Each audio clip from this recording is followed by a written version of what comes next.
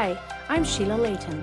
Welcome to the Beyond Coincidence Show, where every moment holds a miracle and we talk about seeing the hand of God in our lives. Call it a God wink or a tender mercy or whatever you want. Everyone on this show has seen the hand of God or their higher power in their lives in a very real and personal way. Robyn Warner Williams. She is a mother of four, a survivor, an entrepreneur, and a fierce advocate for women's safety. She has written a book called Rising, Fearless Women Rebelling. So welcome, Robyn. I'm so excited we can finally connect. Hello. Hi. Thank you for having me. I'm excited to be here. We know it's going to be a good episode because it's taken us a couple times to make it happen. So the more resistance, the better. That's right. And that's what I kept thinking. So this is really awesome. Okay. So Robyn, tell me, what is life like today? I know you're super busy. You travel a lot. You have four kids. You know, you're doing the single mom thing. Like, it's just, there's a lot going on in your life. So tell me, what does a day in the life of Robyn look like right now?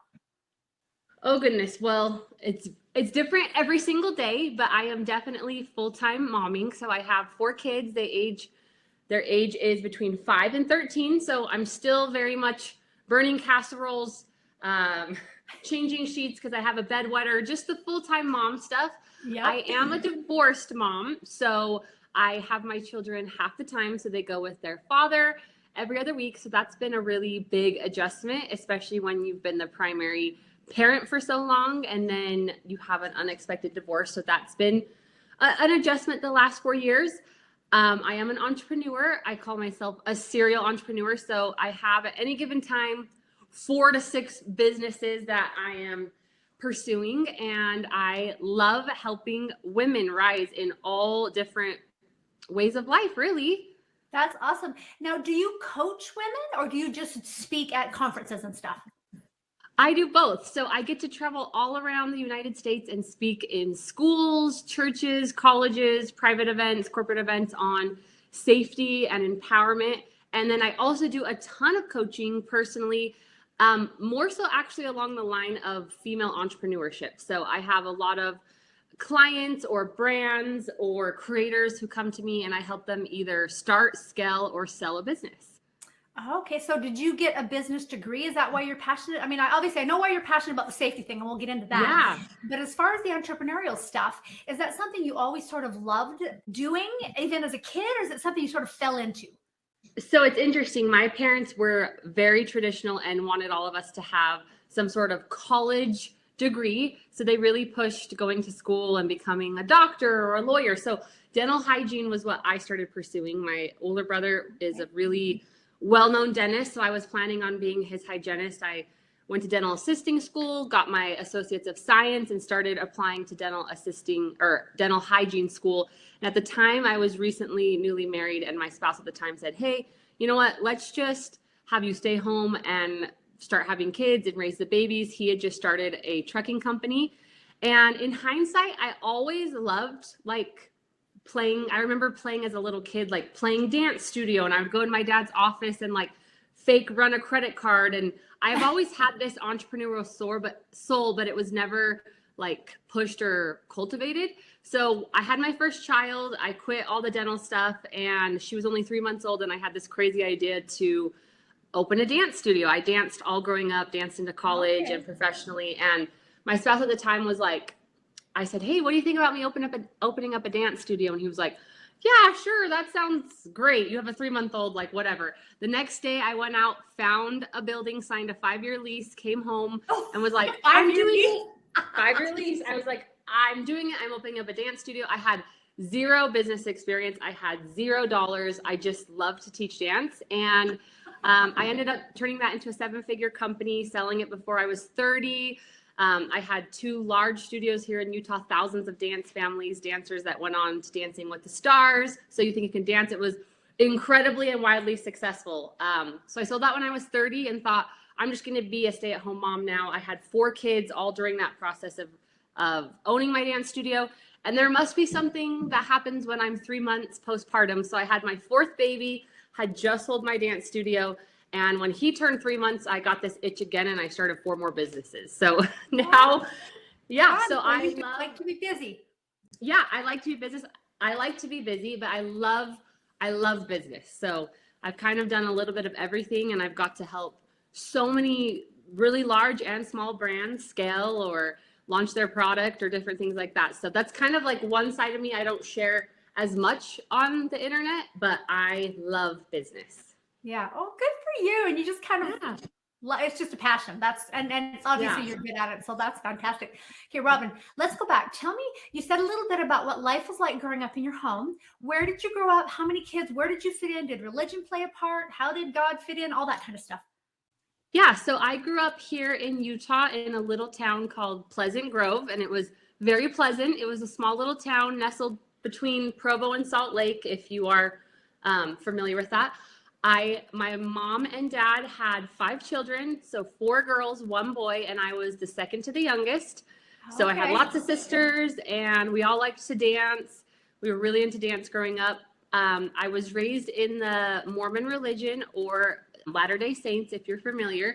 And we grew up with God and church being the keystone of our life. It was the most important thing my parents taught us in the house, and we made sure to go to church every single Sunday, and we were very active members of that religion. And yeah, it was a huge part of who my upbringing and what's made me who I am today. Yeah. Did you, at any point in your sort of teen years, early college years, ever kind of take a break, or were you always quite active in the Church of Jesus Christ of Latter-day Saints? So I'm actually not active in the church right now, but up until about 4 years ago, I was very, very active. Served in the stake Young Women's President, Relief Society presidency, Young Women presidency at a very young age, actually. So it was something that I always was very, very active in. I never took a break in college or high school. It was really the keystone of kind of how I lived my life. And yeah, it's always been very important to me. And even though I'm currently not an active member, all my family still is, all my neighbors and friends still are. And I'm kind of exploring my own spirituality, but I have so much love and respect for those who still are active. That's awesome. I mean, and obviously, growing up in the church, you have a relationship with God. Whether you actually go to a building doesn't mean you don't have a relationship with God. Like I've heard a lot of people say, I am more spiritual than religious. And I feel like that's what, like spiritual meaning you have a relationship with God, religious meaning you go to the institution or whatever, right? And so, and so I feel like for you, this experience that you're going to share, you saw God all over this, before, during, after, like the whole thing, right? Oh, and yes. So, like you say, whether you actually go to church every Sunday with the, with the church, that's kind of irrelevant with your relationship with God, right? Absolutely, yeah. And it's been interesting as I have grown and matured and since stepped away from activity, my relationship with God has not only strengthened, but it's super beautiful. And I think there's a lot of misconception, at least where I live, and the culture that if you step away or you become less active, then you have less God. And that just hasn't been true for me. In fact, I've had more experience with God than I've ever had. And he is a keystone of my life still to this day. Do you think that sometimes when we grow up in the church, we take so much for granted? We don't have to work that hard at it. Like, at least for me, I feel like when I watch people who are just newly converted or who have stepped away and still want a relationship with God, they work harder at it because you're not taking it for granted anymore. Oh, absolutely. Yeah, 100%. I always tell people, for me, and I relate this back to business, maybe because it's my business mind, but I look at it like a 9-to-5 job or entrepreneurship. Like I was raised in the church and it was just what we did, and I didn't ever have to choose, and I just did it, and it was amazing. But now that I'm kind of walking this more entrepreneurial spiritual journey, like it's all on me. If I get it wrong, I'm in trouble. There's no 401k at the end. There's no like paid leave. Like I do have to work a lot harder, and I take a lot more risks, because what if I am wrong? What if you take a huge risk when you step away from activity in the church, but it also brings a lot of clarity, and I feel a lot like I do work harder for it. And it's been a beautiful experience to find truly what I believe outside of activity. And it's never wavered that I strongly believe in God, and it's just been a really beautiful experience. That's amazing. So this is a little bit personal, and you can choose to answer this or not. So as far as your kids go, do you because you were raised believing in God, do you talk to them about God? Do you pray with them? Like, what of the faith have you kept sort of as part of your core teachings for your kids? Yes, they absolutely believe in God, and yes, we absolutely pray. I think some of the core teachings is obviously still a huge emphasis on family and service and carving out time in our busy, crazy schedule to worship God. Maybe that looks a little differently than going to church, but we make sure that we have our own spiritual practices. So yes, they're very much involved in God. And again, it's on me to teach that, because I'm not attending church and they're not going to primary and these different things. If I don't do it, they won't learn. So it's a lot more responsibility for me, but I also love the opportunity to educate them on God. So yes, they believe, well, I shouldn't speak for them. We talk about God, and it's a strong theme in our house. Good. Oh, good. That's beautiful that you get to teach them that, and like you say, it's on you. So that's a lot, but I think that's awesome, because I feel like believing in a higher power is really important. Whatever religion you are at, whatever that is, a higher power. I mean, any recovery program talks about a higher power. So it's not just the LDS religion. It's all all things point to a higher power, and how much it's not just all us, right? Like, there's no way that we just happened here, and there's no way that we're here just wandering without any sort of guidance and plan. So yeah, there's absolutely a higher power, and it's cool to see my children also get to choose. Like, my oldest is 13, and she's wanted to go to Young Women's, which is a program in the LDS church, and we support that. And so she goes to different activities and girls camp, and she's kind of just exploring what feels most true to her. And it's really cool. And you're not against that. Like, no, not at all. Yeah. So that's awesome. Okay, Robyn, there is an experience of where you saw the hand of God in your life, and it's quite traumatic. But let's get into that. Start wherever you want to start. Give as much background and detail so that people can see where God was moving in this story for you, because it's quite traumatic, but also really, really amazing. So I'm just going to let you get started. Give kind of years, dates, times, how old you were, all the things, and let's just start into this. Awesome.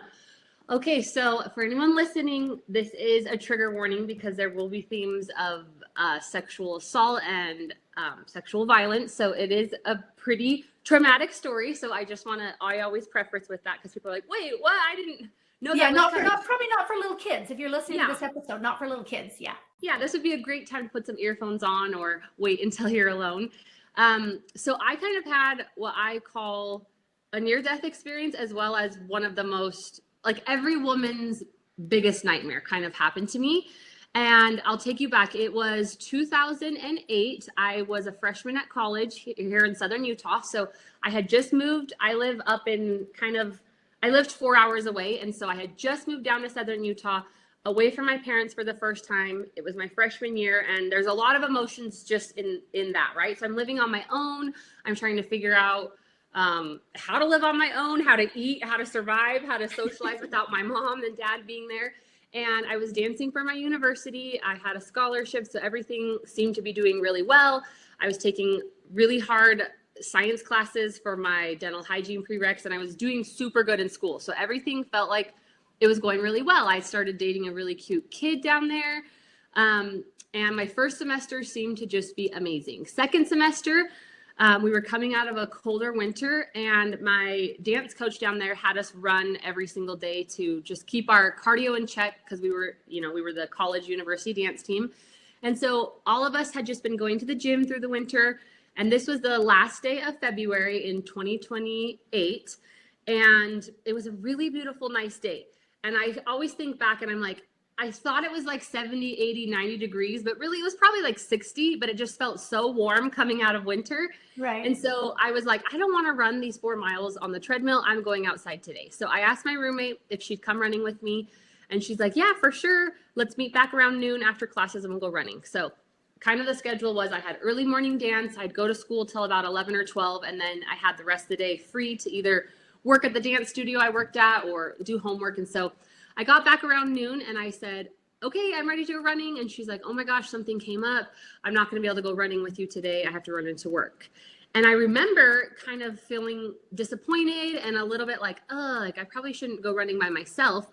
But I had this really weird conflicting experience because I had never actually gone running by myself. My mom was very safety conscious growing up. So she locked our doors. She taught us about stranger danger. She was very almost paranoid a little bit about safety. And so I would say that I was probably the most aware 18-year-old on campus in the first place. Like Wow. I was definitely taught about predators and those type of things. Maybe even more leaning into like fear. I was a little bit afraid of everything. But you're probably more cautious than most girls your age. I definitely was more cautious than most girls my age, which is interesting that this happened to me. And so I remember thinking like, oh, I probably shouldn't go running alone. But then I was like, oh my gosh, you know what? I don't want to be scared of everything. I'm living on my own. I can do this. Like it's the middle of the day. So I got ready. I got changed to go and I wore a kind of a peculiar outfit, which I normally don't wear. And I headed out to what's called the Canyon Trail. And wherever you're at, kind of imagine it. It wasn't in the canyon per se, but it was a paved public trail that the city maintained and the city had paid for. And it kind of winded through the city, stopped at different baseball parks.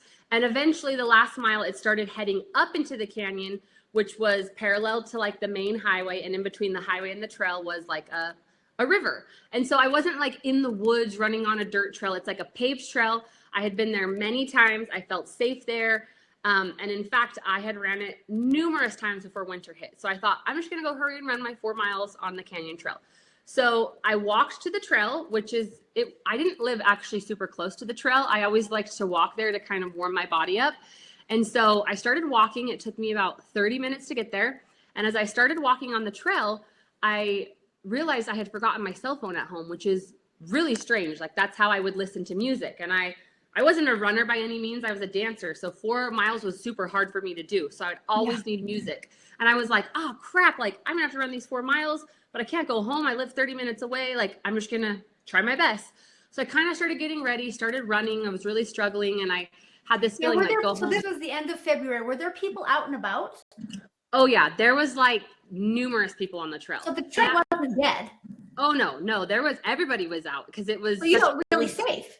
I felt really safe. It was the first beautiful day of the winter. And I remember even being very aware. Like I remember thinking like, okay, who's on this trail? What do your surroundings look like? There was an older lady walking her white dog. I remember I saw like a group of kids from the university track team running together. I saw another woman about my age running by herself. Like there was probably 10 to 15 people moving on that trail. And again, broad daylight, it's noon, there's people outside and there's a highway right next door. So like I felt completely safe. Yeah. So I started running and I kept having this feeling like go home and get your cell phone. And I resisted it. I was like, I live too far away. That's going to take too long. So I kept running and running and it was like, go home and get your cell phone. And I ignored it. Go home and get your cell phone. And 4 or 5, 6. Having this prompting to do, and like, I'm not going home. Yeah. I just kept being like, it doesn't make sense to walk 30 minutes home. Like, I'll just hurry and finish this. I had to teach dance around 3 o'clock. So I was like, I'm just going to finish it. And after like 5 or 6, 7 times, I remember it like stopped me in my tracks and it was like, Robyn, go home and get your cell phone. And I remember being really taken back, kind of like bugged because I was like, I have to walk even further now because I'm, a mile up the trail. And I didn't know why I was supposed to get my cell phone, but as an 18-year-old girl, I was trying to rationalize like why. And I was like, you know what, maybe this cute kid that has asked me out a few times, maybe he's texted me and maybe he's asked me out on a date. And just the rule of college is if you don't reply, they ask the next available girl. So, oh my goodness, that's why I need to get my cell phone. I'm going to be asked on a date. I better hurry home. So with much different pep in my step, I turned around, walked home, took me another 30 minutes to get back home.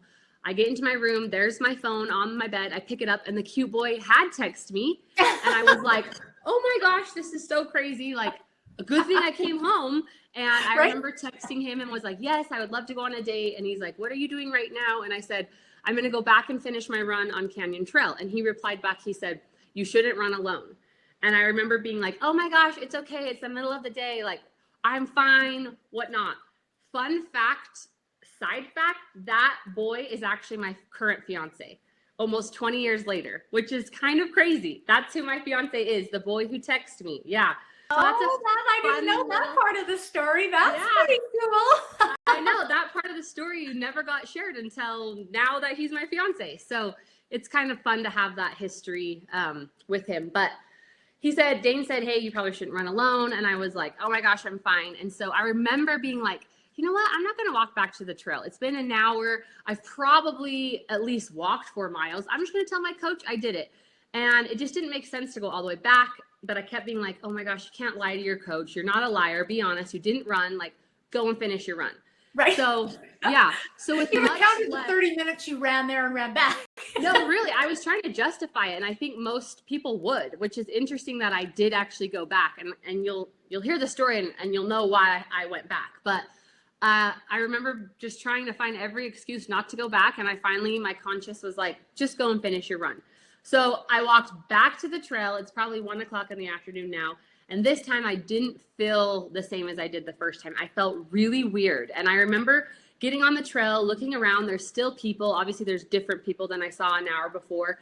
And I just was like, I felt super weird about it. I felt really scared. I kept having these really intrusive thoughts. And this one thought I kept having, which seems so random, was, what if when I'm running, a wild horse comes down and tramples me? Because the last time I was on the trail, which was, 3 months prior in fall, me and my roommates were on the trail and a horse came running down. And we don't know if it was a wild horse or someone just lost it. Oh, and no one's on it. Yeah, no one was on it. It totally spooked us. And like, horses running they could be dangerous, right? Yes. So I kept being like, man, like what would happen if that horse came running back again? And I kept trying to talk myself out of it. I'm like, Robyn, there's not going to be a horse running down the trail again. That was like a one-time thing. You're going to be fine. So I was definitely feeling anxious, but I just kind of pushed through and kept running. And I got about a mile or two in, and I came around the corner, and there was this thing, like there's kind of like a bend, so I could only see through the trees. And this horse, I thought, came barreling around the corner. And I was like, oh my gosh, I can't believe it. I was right. It's the horse. So I jumped off the trail, like hid in kind of some of these bushes, and the thing came around, and it was not a horse. It was a kid on a longboard. But as he's passing me, I'm a woman laying in the bushes. I look like I'm dead or I'm hurt or something's wrong. So he sees me, stops his longboard, jumps off, and he's like, hey, are you okay? And I remember immediately recognizing him as one of the star baseball players of our university. And I danced for the university, and I was like, oh no, he can't see me like this. Like, what am I going to? And he's like, what are you doing? And I'm like, oh, I'm just laying in these bushes. And he's like, why are you laying in these bushes? And I have like twigs in my hair and like dirt on my hands and knees. And he's like, are you okay? I felt so embarrassed. I was mortified. And I was like, yeah, I just like to lay in these bushes. Like, I don't know what I was said to him, but he said, my name's Casey. What's your name? Robyn. And he pulled me up and he said, are you sure you're okay? Like, that's kind of weird. You were like laying there. And I was like, yeah, like, I think I cracked a funny joke. And on his way he went, and we were really close to a public park. So I kind of waited to watch him get all the way down to his car. He put his longboard in the trunk and he drove off. And I remember just being like, Robyn, pull yourself together. Like, he's going to go tell the baseball team, like, what's wrong with me? You don't jump off the trail and hide in these bushes. Like, pull yourself together. You can run. Like, I don't understand why I was feeling this anxiety. So I kind of pulled myself together and realized I only had about 1-ish miles left. And I was just like, finish your run and let's get home. Like, this has not been a great experience. Like, let's just get home. So I kind of put my earphones in, started focusing, and the last mile of the trail does kind of start going uphill a little bit. And it is the only part of the trail that I would say is a little more overgrown and less visibility. So I knew this, but I was just going to hurry and run it quickly. I knew there was people on the trail, but in hindsight, it's probably not the safest place to be when you're alone. But again, middle of the day, I can still see cars, people on the trail. So I decide to hurry and finish the last part. So as I'm about to have to flip around, I come around the corner and I see this man walking down the trail. And immediately my heart just kind of starts to pick up and I feel weird about it. And I look at him and my initial thought was, it's warm outside. He's dressed differently. He was wearing a beanie, a backpack, a big coat, big pants, cargo boots, and I'm in a t-shirt and shorts. Like, it's pretty warm. And I remember thinking, he doesn't look like he's exercising. That was my first thought. And then, so my intuition's kind of trying to clue me in, but everyone has the gift of intuition. But the first thing that will always battle it is your own logic. So my logic was like, oh my gosh, you're so judgmental. Maybe he works for the army, because he was kind of dressed like a lot of stuff. And I was like, maybe he has to do a drill and he has to run or walk for the army or something. Like, why would you judge someone? You don't even know who he is. And I kept just feeling like this panic as we're getting closer. He's coming down. You're running towards him, and he's walking towards you. Yeah, I'm running towards him up the trail, and he is coming down. And so as we get closer, my heart and my soul is just honestly telling me, like, something's going to happen. Like, this man's going to hurt you. But my logic was like, there's You really felt that then? Oh, yeah. I really felt that. Like, so there was like, Robyn. And you're like, come on, this is dumb. It's the daytime. It's fine, right? I would think the same. Yeah, not only is it daytime, there's people on this trail and I can see cars. Like, there's no way some random person, is just going to hurt someone in the middle of the day, but not here. Like, this would be a really weird place, right? So the Spirit's totally prepping me, like, hey, something's going to happen. You need to be careful. But my logic is talking me out of it. Like, there's no way. Look around, you're safe, right? Right. So we crossed each other's path, and I remember looking over at him, and my heart just sunk. And they say you can see like a man's soul through his eyes. I knew in that second, like, something bad was going to happen to me. So I ripped out my earphones. Obviously it's happening really quickly. We pass each other. I'm going up and he's going down. And I remember looking back at him, and I thought, I've just spooked myself. I'm going to see his back. He's going to still be walking down the trail. And as I turned back, he had flipped around and he was walking up the trail. And so my heart starts to race, and I'm like, oh my gosh, he's following me. So I start running a little quicker, and I glance back, and he's starting to pick up his pace. And so again, this is all happening really fast, but my intuition is like, Robyn, something's going to happen. Prepare yourself now. And my logic is like, no, you're just judging him. He's just running on this trail. Like, trying to talk myself out of this, right? Because I don't want to accept something's really going to happen right now. So I don't know how long that was, 10, 20, 30 seconds, but I eventually kind of reached the end of the trail, which I knew would happen. And because it was a newer trail, it just dead ends. They hadn't finished it. Oh, it doesn't go anywhere else. No, it doesn't go anywhere. You just have to flip around and go back down. And so I knew that. I had done it several times. And so I got to the dead end, and I was just like, okay, like, flip around. So I flipped around, and he's about 20 or 30 feet down with both feet on the trail, like one foot on each side of the trail, kind of like blocking it. He has his hands in his pockets, and he's just staring at me laughing. And I remember like feeling so confused, like, what do I do? Like, I'm trying not to look at him, and I'm trying to figure out what to do. To my right, I'm in the worst spot possible, which obviously he planned this. There's like a 15-foot cliff into the river. And yes, I can see cars, but they're pretty far away at this point. And to my right, I am in the actual woods now, like trees and mountains and sagebrush. Like, oh, wow. So I definitely can't go that way. Yeah, I was really stuck. I didn't know what I should do. And so I thought, you know what? I've just freaked myself out. There's only one way down. I'm definitely not climbing down there, and I'm definitely not running through the trees. If something does happen, that's the worst place to go. So I freaked myself out. He's just a creep. He maybe thinks I'm cute. Doesn't have any social skills, but I'm just going to run back down. I'm going to pass him, and I freaked myself out. So as I got ready to turn around and like start running again, I had this super strong feeling to call 911. And I initially resisted it because I was like, call 911. What would I say? Like, he hasn't talked to me. He hasn't touched me. I'm just scared, right? I think he's following me. I think he's going to hurt me, but I have no proof. And I grew up in the age where my mom, I probably was the kid who called 911 too much as a kid, maybe, because she was like, don't call 911 unless you're dead, right? So I didn't feel like I had any reason to call 911. And so I kind of was like, no way, I'm not going to call 911. But the Spirit was like, Robyn, dial 911 into your phone now and press send. So I listened. I dialed 911. I pressed send. I never looked to see if it connect. And I started running as fast as I could. And right as I ran past him for like a split second, I remember feeling this relief because it felt like I had passed him. And I was like, oh, I just spooked myself. And then all of a sudden he grabbed me by the neck and just clotheslined me back. So I ran past him and he just grabbed me and I fell backwards and my phone flew out. And I was in complete shock. They say there's fight, flight, or freeze. I definitely froze. I don't know what I said. I don't know if I said anything. I don't know how long I was frozen. But what I did after was one of the first things that saved my life. And it was actually something I learned when I was 12 years old in a beehive activity, which is, if you're unfamiliar, it's like a church program where you go on like a Tuesday or Wednesday and you have cool activities. And it was actually one of my very first activities when I was 12 years old. And there was 10 ladies from our ward or our neighborhood who got to teach us something. And the first lady taught us about how to change a diaper. And thank you, I have used it a million times. The next lady taught us her green smoothie recipe. And I don't think I ever tried it. It was disgusting. And Well, this has been years before, one random activity night.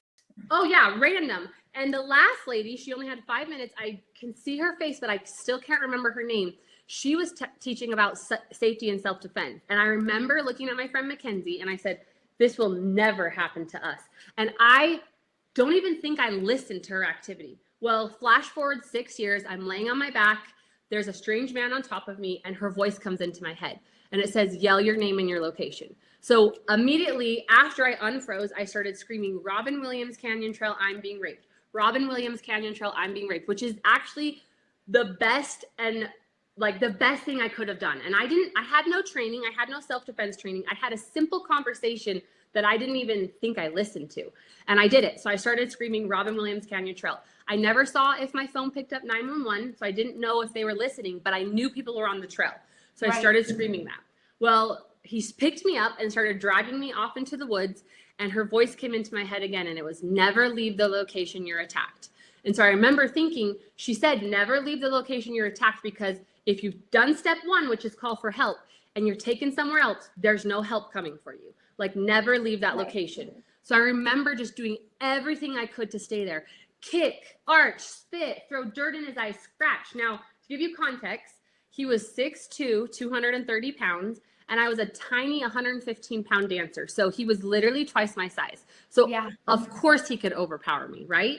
But surprisingly enough, I was wailing and screaming. And I remember imagining this image of like a deep sea fisherman in Alaska, like holding like a 500-pound tuna, just like flailing. Like I remember just being like, go berserk. So I was just screaming and kicking and arching, and he couldn't take me too far off the trail. He eventually had to put me back off about 20 feet off the trail because it was too hard for him to take me anywhere.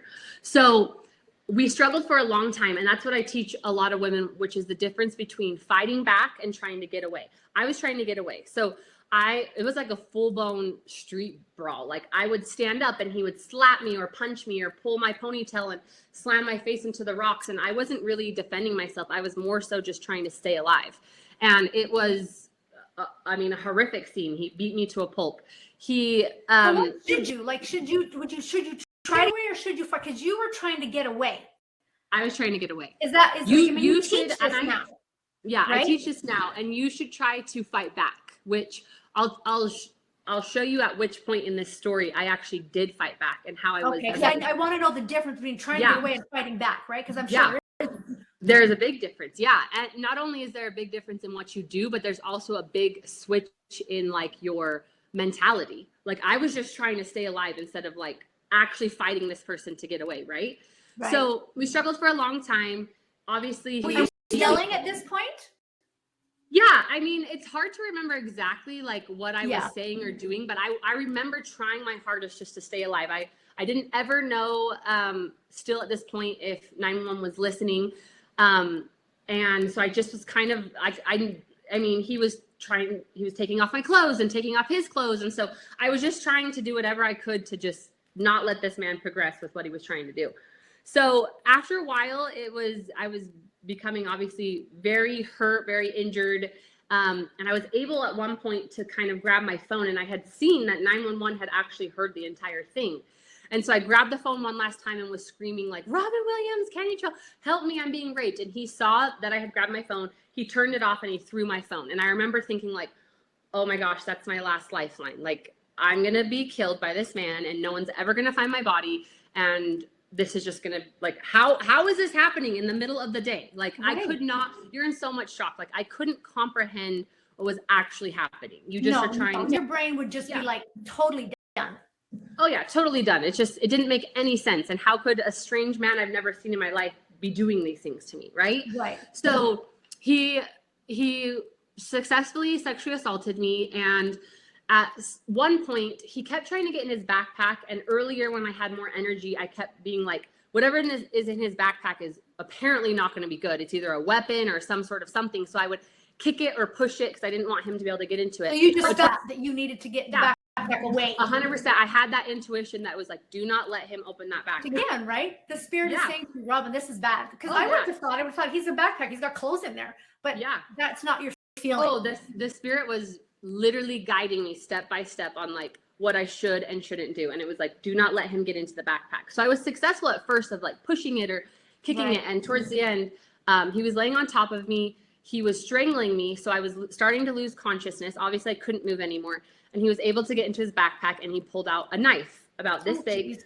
Yes. And he held it into my throat. And I remember thinking like, oh my gosh, I'm going to die. I hope my parents find my body. And everything's starting to slow down. I'm literally losing consciousness. And I remember thinking like, I'm gonna die. Like, what do I do now? Do I just give up? Because I was still trying to fight. Like, I remember like squeezing my hands, but like there was nothing I could actually do at this point. Right. And I had the quick thought that was like, say a prayer. And I remember kind of being a little stunned by it. But in the middle of all this, as he's still doing whatever he's doing, I closed my eyes and I just said, Heavenly Father, please help me. I don't know what to do. And immediately I had this thought, go for his groin. And as an 18-year-old girl who had never seen or touched a groin, I was like, terrified. And I remember thinking like, no, like I can't do that. And the spirit was like, that's what you have to do right now. So with my hands pinned underneath his knees, he kind of was like shifting weight. And I realized if I tried at the perfect time, I might be successful at pulling my hand out. And that's what I was going to do. So not knowing what I would do, what I should do if I got my hand out, he shifted weight. I pulled my hand out and I went for his groin. I don't know what I did, grab, twist, or pulled, but it worked. He let go of me. And the spirit was like, go for his eyes. And I immediately just had this burst of energy and I sat up and I stuck my thumb right into his eye and I gouged out as hard as I could. And yeah, I know. I didn't even know I was capable of doing that, right? And the part of the story that, I mean, I've shared this story hundreds of times. And when I was younger, closer to the event, I would share this story, this part, and everyone would laugh. And they would laugh because after I gouged his eye out, I actually said, I'm sorry. Oh my gosh, I'm sorry. And everyone would laugh. But as I have moved away from it and I've had more healing and I have children of my own, I want to send the message of like, I didn't have to be sorry. Like, no. You will never be sorry if you have to defend yourself. You will never say sorry. You defend yourself for your life. For my life. Yeah. And it was just like, take his life. Well, so be it. Yeah.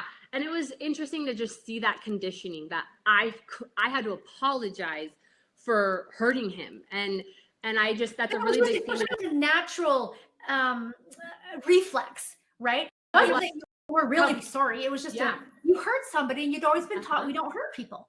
Yeah. So it was a natural reflex because at that point your brain wasn't working anyway. Yeah, exactly. And so I said sorry and I share with my daughters and hundreds of tens of thousands, millions of people online who've seen this story.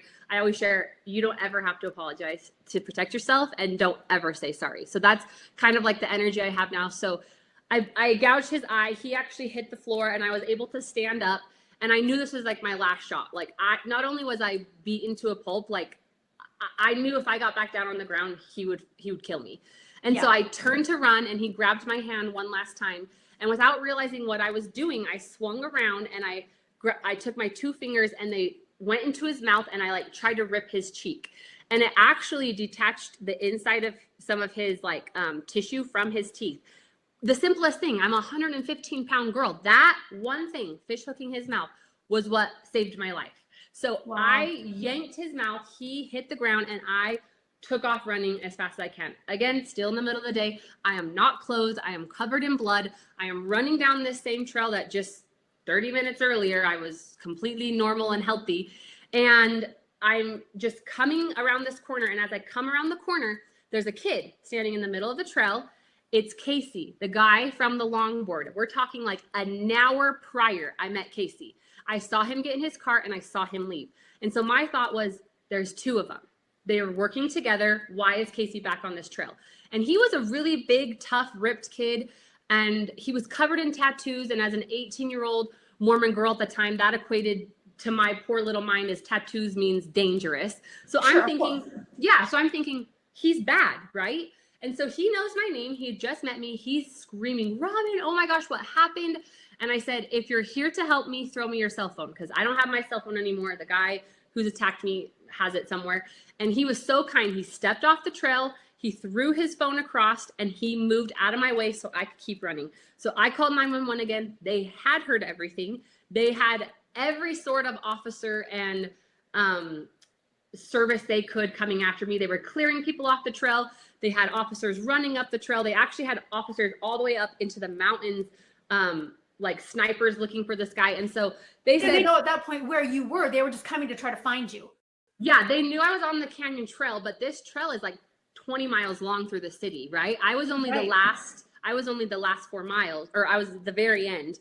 Right. And so they were starting at the bottom, like, and there was people on the trail. So they're like, move, get out of the way. Like they're trying to drive a car up it.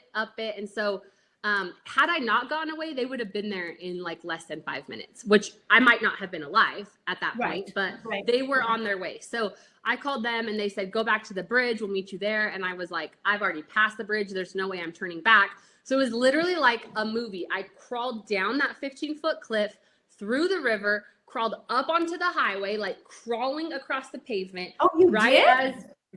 Right as they pulled up with all their ambulances. Obviously they know it's me, right? I'm completely just beat to pulp. And so as I get onto the highway, they swoop me up, throw me in the ambulance, and then I'm on my way to the hospital. And I never knew what happened until obviously after, but a cool part of the story is Casey had gone all the way into town, sat down at lunch, and had a feeling or a prompting.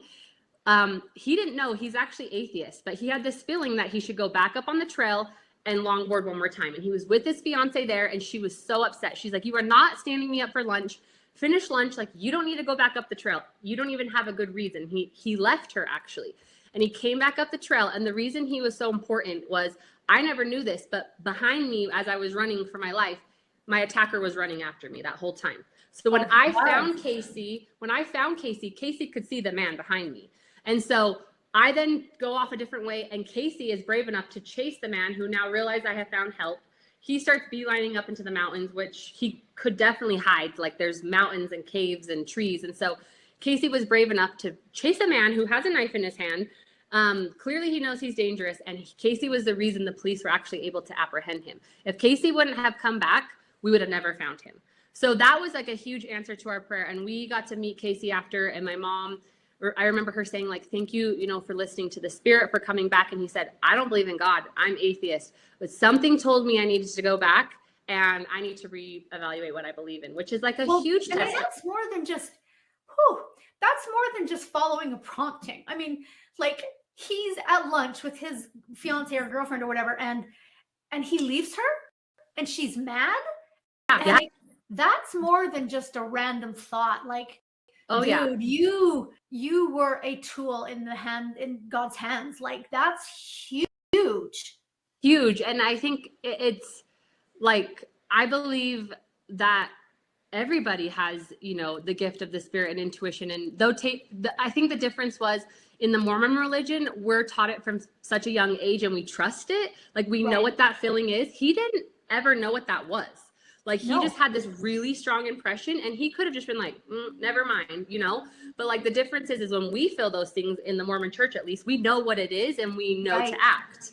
But he didn't know, and he had no reason to go back. In fact, he was really put on the chopping block for leaving. And it turns out he literally like changed that whole outcome. Like if this man would have never been caught, what would my life have looked like? Right? Like I would have been crippled with anxiety and fear the rest of my life. Yes. Knowing like, where is he? What happened? Right? So I go in the emergency room.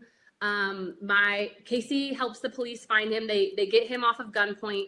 I mean, he doesn't come down for 30 minutes. They have snipers on him, and they're finally like, hey, we're going to shoot you. Like either come down, surrender, or we're going to kill you. So he eventually came down. Turns out they knew exactly who he was. He had just been out of prison for less than like 3 days for 4 prior sexual violent acts. He was up in Utah in our state prison, and he had actually hitchhiked down from the prison all the way to southern Utah. And he had stopped at every different trail here in Utah. So he knew what he was doing. He had planned to do it in his backpack. He had all sorts of stuff, duct tape, hockey, like masks to conceal his face. He had gloves. He had a disposable camera to take pictures. He had shoelaces. He was just a disgusting predator and he was going to Yes. do it again. And did you say 100%. he had previously been in prison for the same thing? For He had quite a long time, previously- right? Well, so he was actually only 21 years old. I was only 18, about turned 19, and he had 4 really violent sexual crimes when he was between the age of like 16 and 18. And so he was in prison, but you can only hold a juvenile till they're 21. And so they had let him out, but they didn't just let him out. Like he had a check-in with his probation officer, but he didn't that day. So they knew like he was a dangerous person. It was literally the worst person I could have encountered. And he ended up giving a full confession. Obviously we had to go through the rigorous process of trial and court, and that's just Robyn, I bet that rehashing was trauma. awful. Yeah, it was awful. It was very exhausting for my family. And he gave a full confession and said that he had seen multiple women on the trail that day, and he knew it was me the second he saw me, like that I was the woman. And he actually confessed that he wasn't going to kill me right then. He was going to keep me as a sex slave for 9 months, and then he was going to kill me. And in front of the judge, in front of my parents, he gave a full confession on how he was going to kill me. And he didn't deny any of it. So he was sentenced 15 years to life. He has been in there for 17 years. Every 5 years, I get notified by the Board of Pardon and Parole, because you learn so much when you go through something like this. Like, unless you want to know, actually. Yeah, it's stuff you don't want to know. But unless you are sentenced life without parole, every 5 years, no matter how long your sentence is, you get to go tell these people why you should get out.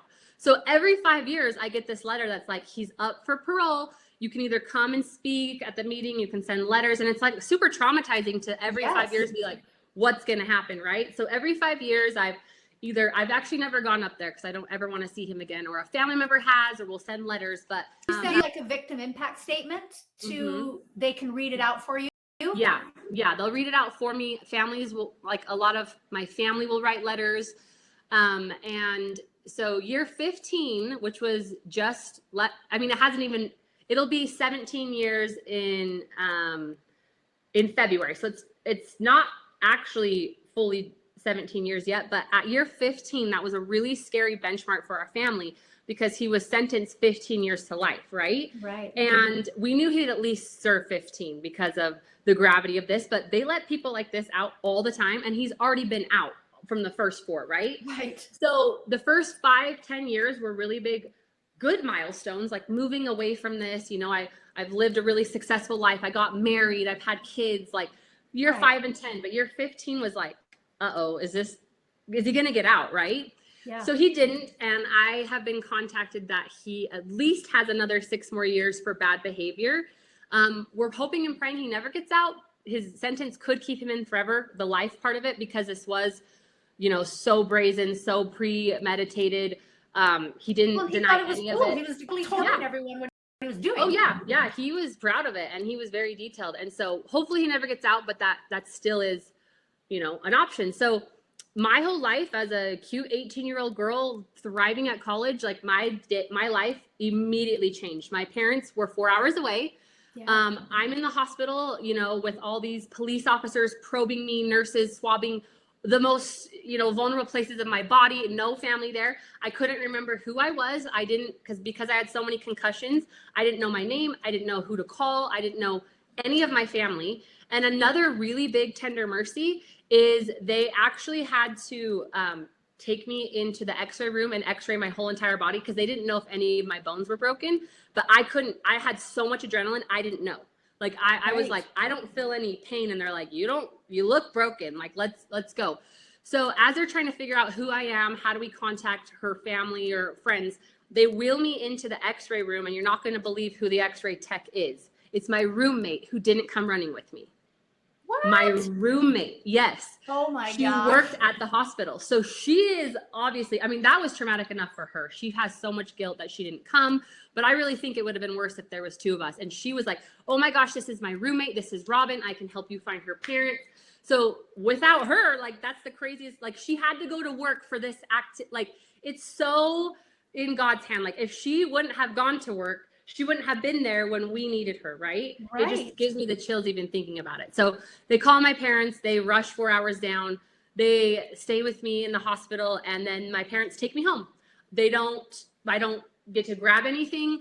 I'm done with the dance team. They say I'm done with school. Like, I'm done. My mom was They're like, just terrified. Oh yeah, their daughter's almost dead. They're like, you're done. You're coming back with us.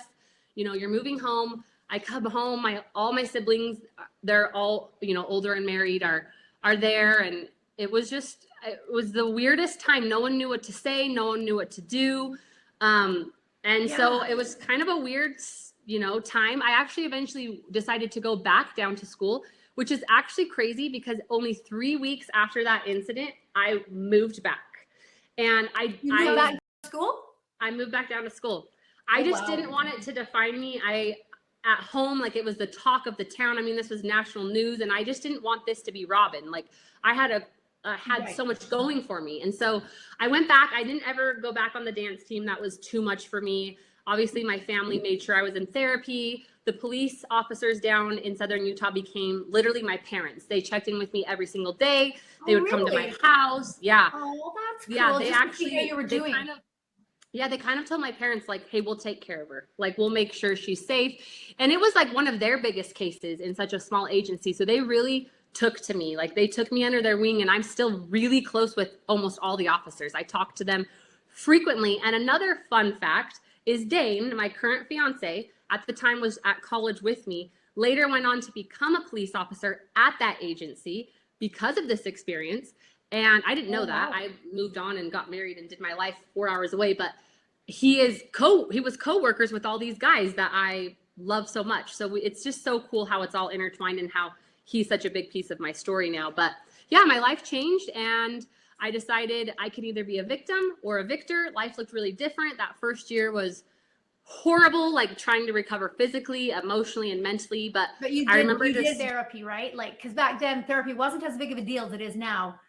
You know what? It's actually interesting because I refused therapy initially because I had like this weird complex where I was like, I'm fine. I felt like just seeing my mom cry and all my family cry, like I felt like I can't let them know how broken I am, and I need to be the peace. And so I remember I didn't tell details of, like, especially the sexual assault part.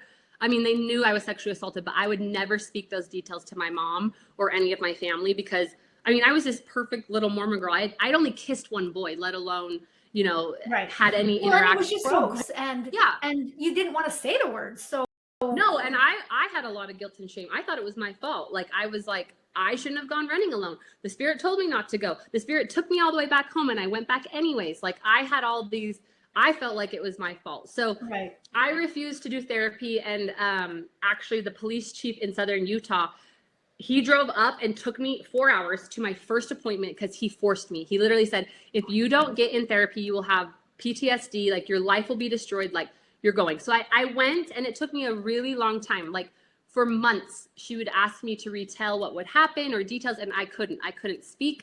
I would just cry. Like, I literally couldn't even vocalize what had happened. It was just too horrific. And day by day and session by session, I would start talking about pieces of it. And I learned that by talking about it, I was like, accepting that it happened. Like, I was in incredible denial. Rather saying, I'm not even thinking about this. Yeah, I'm not thinking about it. I'm fine. And so talking through it helped me process it, helped me accept that it happened. And it also helped me start finding healing. So as I was able to start talking about it, I realized I feel better. Like, I'm able to kind of move forward. And my therapist had told me around like year or month 7 or 8, she said, I know you're not going to believe this, but the best way to heal from this is to talk about it and share. And I was like, are you crazy? Like, I can't even speak it out, you know? Right. But she was right. So within a year of my actual attack, I had decided that I never wanted this to happen to my beautiful younger sister or any of my cute sisters. We're all only 2 years apart. So even though they were married, they're only 20, 22. And so I decided to take all the self-defense classes I could take within that year because I wanted to see what I could have done better. I wanted to see what I did right, because also everyone's like, I can't believe you survived. Like, the odds were against you. You fought like heck, like everyone was like, the police chief said, if this would have been another woman, she would have been dead on the trail. Like, because you fought, and so I started studying, and within 1 year of my anniversary, I asked my mom, who was the Relief Society president at the time, if I could do a presentation for the Young Women's and the Relief Society and teach them about self-defense and safety, kind of like what that lady had done for me, which was only 5 minutes, but like, I'm going to give you an hour and a half of like all the best self-defense tools.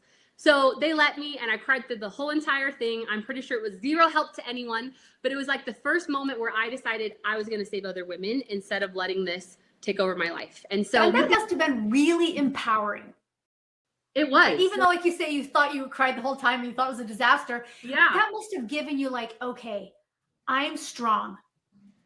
This is really never did. going to me again. Yeah. And it kind of lit this passion and this healing inside of me that like, this is what I'm supposed to do. Like, there was a reason I'm still alive. The odds were all against me that I shouldn't be here.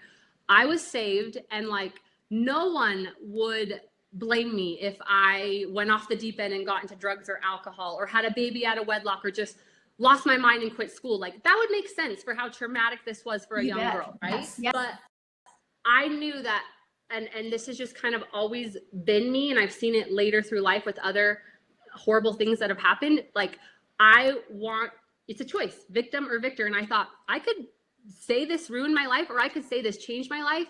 And I'm grateful for it. And my passion is to now never let this happen to anyone. So that was kind of the first time I stepped into my safety advocacy. It's been 16 years now, and I have traveled all over the world. I've written a best-selling book. I've met thousands of people in real life. I think I've spoken on over 500 stages. My online content has reached millions of people, and I have saved lives. I have women in my DMs and on my doorstep all the time saying, something that you taught me saved my life, or something that you taught me helped me leave an abusive marriage, or something that you taught me saved my daughter. And so I know that this is the work I was supposed to do. And everyone asks if I could go back, would I do anything differently? No, I wouldn't, because I needed that experience, and it's changed who I am, and it's blessed so many lives. And it's also like, it's who I am. It will always be a part of me, whether I wanted to cultivate it into something helpful or harmful. It's yes. Me. It's my story now. Yes. So what would you say? So when you do your courses and stuff, give us the top 5 things or whatever that if you were in a situation like that, being attacked or needed to get away. First of all, what's the difference between, what do we say? Fighting for your life and getting away? Yeah. So when I was trying to get away, that was like me literally just trying to like avoid him and like flee. So I would like stand up and leave, and he would yank my ponytail and smash me back. Versus when I chose to fight back, that was me like accepting reality and saying, I'm going to do anything possible to defend myself. That was me, going for his groin. That was me gouging out his eye. Sorry, I got a hair in my mouth. That was me, trying to rip his mouth. And so I teach people is first of all, you're not trying to get away. You're actually trying to hurt him. Trying to get away. Yeah, you're actually trying to defend yourself. And that means any cost, even if that means taking another life, right? And that's a total mental shift. Because getting away is very frantic. It's very like filled with anxiety, but choosing to fight back is actually empowering. It might still be terrifying. Right. It might still be horrible, but that's like choosing to own and being like, I'm going to give my best fight to try to protect myself. That gives you, right? And it gives you strength. More another adrenaline boost. I'm going to save my own life, dang it. Yeah.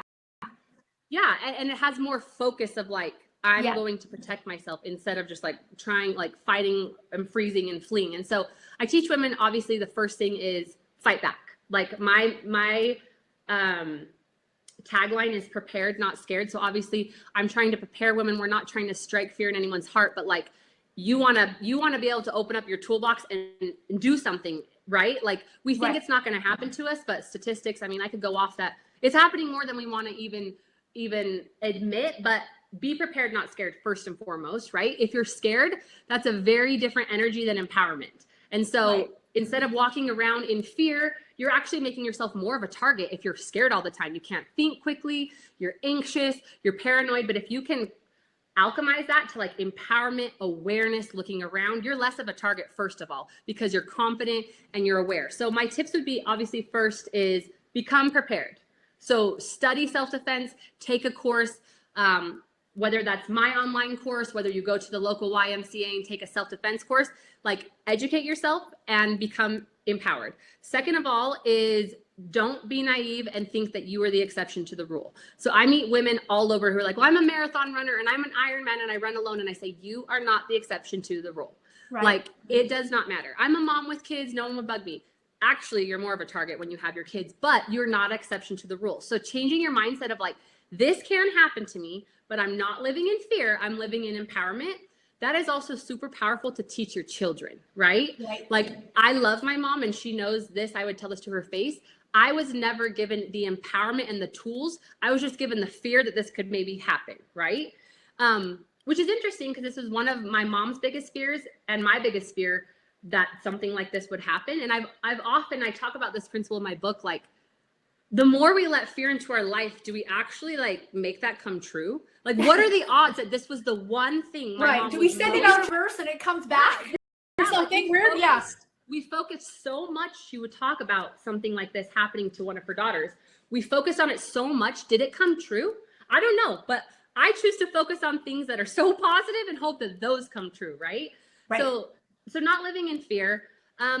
Because I am, dubbed the safety expert now, I don't just teach things on like running or hiking alone, or if some random psycho picks you off the side of the trail.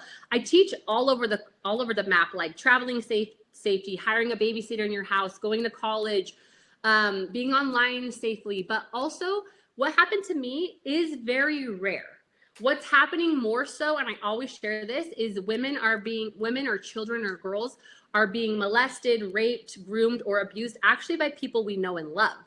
And that changes it. Like, the statistic is so high. What happens to me can happen, but it's very rare, right? So a lot of my advocacy is also on like protecting our children, even from people that we know and love, and what's happening in our house. And are we, being an empowered mom so our kids can have, these skills to tell us if things are happening, or are we avoiding altogether? So, I mean, I could go on.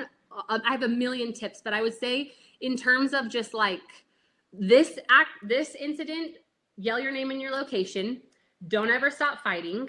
Don't ever leave locations. Like, if he would have taken me somewhere else, like, there would have never been help. Also, a part you don't think about, that became a crime scene. So because it was so, closed, it was easy to put this person in prison. If it would have been drug all over the city and different places, that's a lot harder. So stay where you're at. I tell women, if someone threatens you, if they use a weapon, if they say they're going to hurt you or kill you or your family or friends, fight like hell anyways. Because guess what? If you go somewhere else, or if they pull out a weapon, you're dead anyway. You're dead anyways. Yeah. That everyone says, would you fight? I mean, obviously he had a knife. He tried to kill me. I was going to die anyways. Might as well, like, your options are, if someone pulls out a weapon, don't fight and die, fight and die, or fight and get away. There's only one option, right? Like, fight. So don't let those things scare you, and never let anyone threaten you. Never let anyone take you, because whether you go or whether they threaten you, you're already in a bad situation. Like, don't go. If they're going to kill you, let them kill you there. If you're going to kill me anyway, kill me here. Like, yeah, kill me here so someone can find me. Right.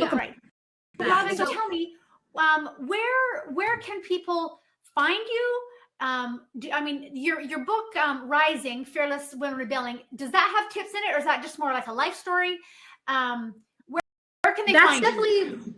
So my book, Rising, is more of a life story. It kind of goes through kind of like my whole history of life. Obviously, it starts a little bit with my childhood. It kicks off in a lot more depth, even in what I've shared here about my story and the aftermath and what that really looks like in real life.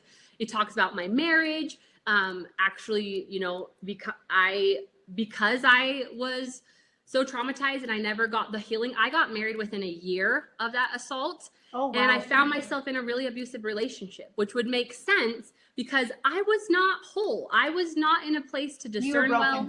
Yeah, I was broken. And so I accepted any sort of love and any sort of broken love. And so it's then, I was married for close to 15 years, and that in itself was super traumatic, a lot of abuse, a lot of addictions, and how I navigated that, and kind of how I realized, 15 years later, that I had really unresolved trauma from this, starting to do that work again as a grown adult, kind of made me realize I got to leave.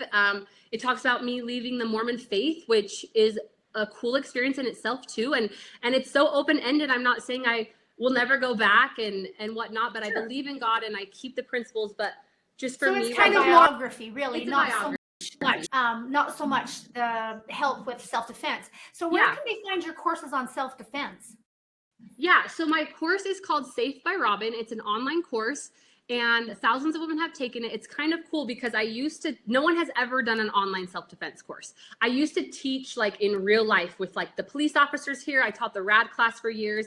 And then I later created my own because as I was teaching with all these officers, I realized, okay, I'm a woman. This curriculum is created by a man. I'm a sexual assault survivor and I'm a mom. Like none of this is really relevant to these women. So I created my own. It's called Safe by Robyn. And right before COVID in 2020, without realizing it, I think another hand of God is I made it online. And this was just more so because I couldn't keep traveling all over the world and doing it in real life. And I felt like I got to save these women. So like an online self-defense course doesn't maybe sound like it would be as effective with watching a movie, but like, I'm going to save these women. So I launched my online course. COVID hit, shut the world down. All of my speaking engagements are gone for a year. And then I have this life-saving course that thousands of women are taking during that year. So if somebody Googles Safe by Robyn, like ROBYN, they'll find you. Now your Instagram, do you share stuff there? Is that more personal? Like, do you have a so my Instagram is called A Fly on My Wall. So that's kind of like a brand in itself, and we could talk about that. But for years and years and years, it was originally built as a platform to share this safety advocacy. And it's also kind of changed with me over the years. So it's kind of morphed with leaving my spouse and finding new love. But I do still there's hundreds of videos. If you go into my Instagram and just search the hashtag Safe by Robyn, it'll pull anything else out about business and kids and life, and you'll just find my safety tips. I would say now. So you do safety tips on there as well? Hundreds. Okay. I'm not a few, but I wasn't sure if they had somewhere else to go. So A Fly on My Wall. My wall, yeah. But the best place to find me if you want to actually take the course is go to robynwarner.co. So ROBYNWARNER.co. And it has everything there. It has my healing retreats, because obviously I want to help women heal from these type of things. It has my book, it has my course, it even has my business stuff. But just in the very top, it'll say Safe by Robyn. Click that link and it will show you everything you need. It's an online course. It's 6 hours, 25 short to medium videos, and they're on everything. So not just this experience, they're on sending your girls to college, how to be everything. Yeah. And you can binge watch it all. I mean, it's only 5 hours, or you can take clips by clips, but I tell women and moms, especially if you're my age and we didn't have a lot of safety advocacy growing up, it was more just fear-based.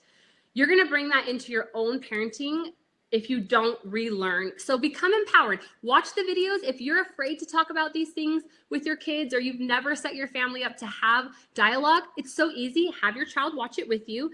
Look at her and say, do you have any questions? And there you go. You're now teaching your daughter. So I love when moms and daughters take it together. I love that. So robynwarner.co. Yeah. And I would love to give a huge discount code for your listeners.